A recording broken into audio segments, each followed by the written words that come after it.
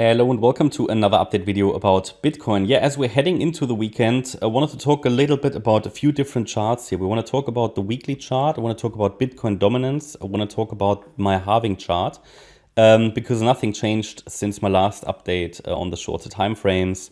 So we want to talk about these aspects. They are charts that I've shown before. They are charts that as a channel member you always have access to, like 24/7, because we share the TradingView live charts with channel members. If you're interested in that, check it out, links in the description. Let's first start with my weekly Elliott Wave chart. The vertical lines, they do show us the halvings, basically. The next halving, I think it's planned sort of April, May. That can always shift a little bit. Obviously, there's a halving countdown somewhere, but it's sort of April, May next year. That can always change by a few days. You know, it's not so important right now. What I wanted to indicate here just visually where the halvings are. The cycles seem to be extending a little bit. The halvings themselves, I don't really follow the cycle. You know, I just indicate when they are because, you know, I track them, but I don't really use them for the analysis. I mean, people often say that the price is going up before the halving. Yeah, I mean, that's true, but you know, the price has always been going up, right? Bitcoin's price always has been going up. So I don't really see how that can be useful for a strategy. As you can see here, I mean, it doesn't matter. I mean, I could put the halving here. It wouldn't change anything. I could put it here. You know, the chart has always been in an uptrend. So of course the price has been going up before halvings. Yes, there's always been a one bear market every cycle, you could say. But is that really reliable enough for a strategy? I would doubt that because we haven't got the long-term, you know, look, and we don't have, I mean, yeah, we have a long-term look, but it's not enough for a long-term strategy. We only have a few data points really. So it is interesting to track, you know, it's interesting to talk about the halvings, but it feels like less and less people are talking about the halvings these days.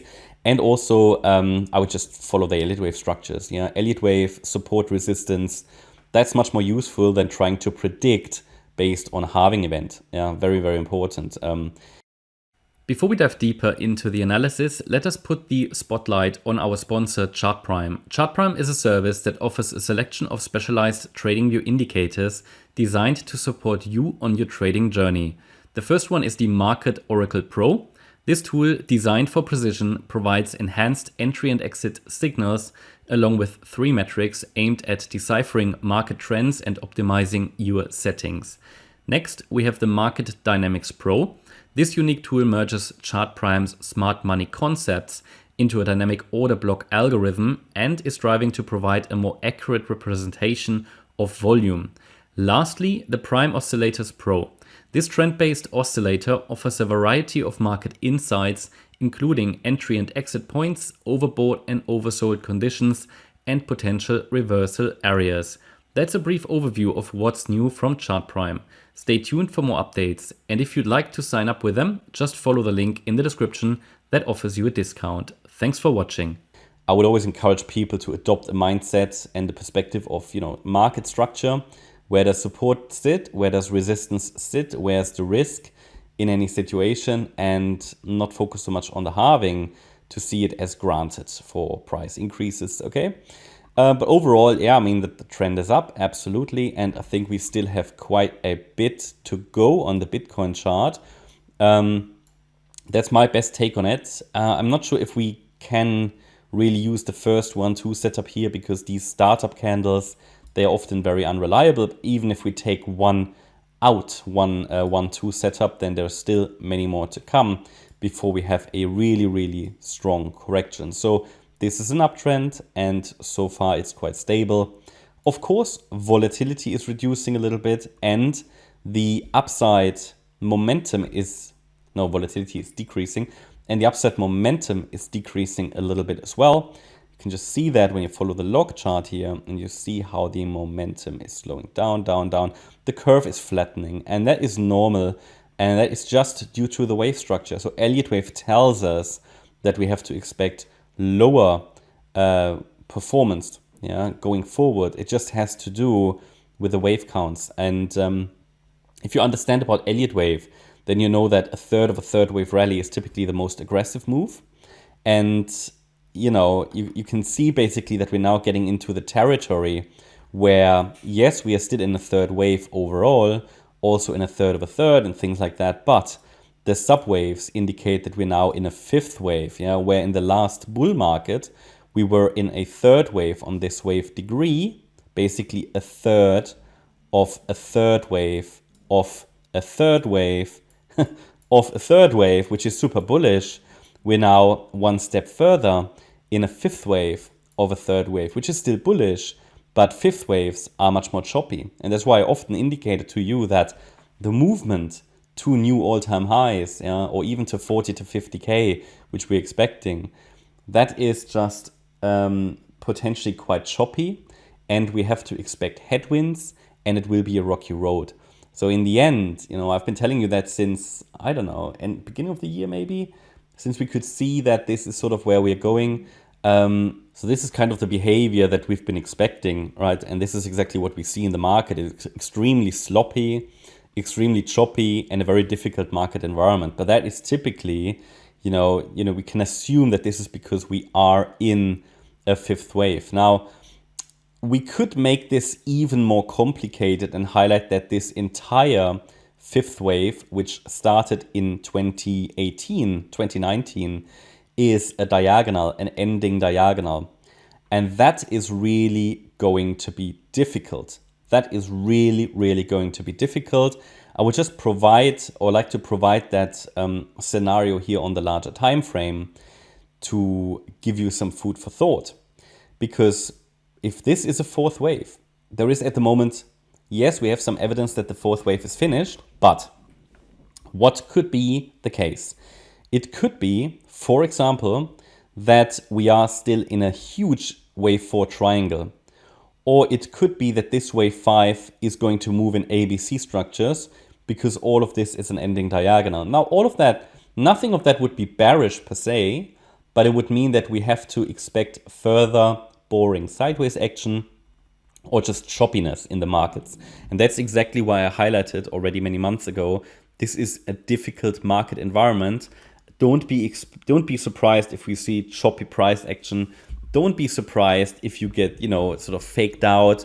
If we see a lot of fake outs, you know, a lot of overlapping price action, that's exactly what we see. And Elliott Wave allowed us to understand that. And then you can adjust your trading strategy based on that. Maybe you want to leave trades a little bit more space, maybe a little bit less leverage, you know, things like that. Maybe just wait for the high quality setup. So that's the weekly chart. There is much more movement to come. And yeah, this is sort of my take on it. If we then take a look at the daily chart, basically looking at the weekly, we are zooming into this section here. And here we can see that Bitcoin is pushing against daily resistance at 30,300. Just a few words here. First of all, our support goes down to 18K for the bullish scenario, which means we could still allow Bitcoin to go down to 18K if it needs to finish this current correction, which would still all be part of a bullish scenario. And then the question is, okay, is this a 1-2-1-2 setup, or is it just one large 1 and 2? That doesn't matter so much. The support already accounts for a deep pullback. It just indicates on the daily chart when I would flip to bearish, and it would take a break below 18K to really highlight that we have to prepare for another bear market low. Obviously, the risk will already increase if we get close to that level, but at the moment we are far away from that. And I've always said that's why we're not focusing on another bear market low at the moment. But we can still allow for the price to go a little lower in this C wave if it needs to, but it's currently maxing out really what it can do in this B wave. So it might be that the low is already in, which is indicated here with the wave 2 as a question mark. But we would need to see further evidence to confirm that from an analysis point of view. And here is sometimes I read comments where I know that people have a misunderstanding what analysis entails and what trading entails. Okay, that often happens. That I don't worry, that often happens when you're new or when you're inexperienced or when you don't have so much experience with the analysis and trading. Because a lot of people think that they have to wait for confirmation to make a trade until the analysis confirms something. Now that's not the case. And you know, let's go to the Let's go to the 4-hour chart that I often show you, not that one. And then we go to the other charts. So 4-hour chart, where Bitcoin obviously came down here in this is basically just a smaller degree, came down here to the 11th of September, right? And, you know, I can still not confirm that a lasting, well, I can confirm so far, confirm is no certainty, I can confirm that a bear market low has been established in November last year, okay? So that's what I can confirm based on the structures we have. I cannot confirm yet, other than pointing out it's possible. I cannot confirm yet that on the 11th of September a low has been established, okay? So we always want to follow a process to first see what's happening before confirming something. We need to see certain structures, and until I see that structure, I cannot confirm that to you. So that process has helped us to avoid a lot of traps like this one up here, okay? We have avoided this trap, okay? And I'm not going to send any viewers into a trap by calling a low in place until I have evidence. Now, some people think that they have to wait to make a trade until I can confirm something. Now, that's not the case. Now, this is analysis. Analysis is not trading. Okay, it's one part of trading, and you can use the levels that the analysis indicates to develop your trading plan. If you don't have a trading plan, don't trade. It's as simple as that. Because I often know that people who misunderstand something or they get frustrated, they don't even have a trading plan.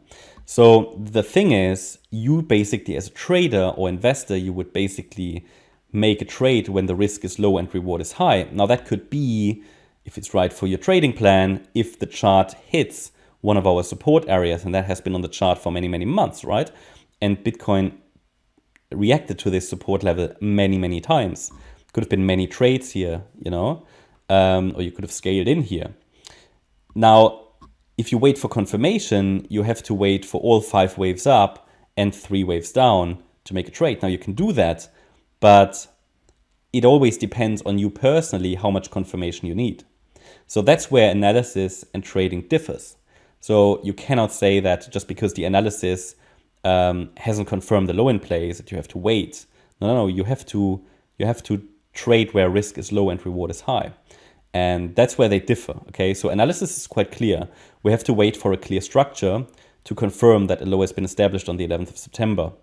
There's nobody down here with a bell who's ringing the low is in. That's not going to work. It's never how it's going to work, right?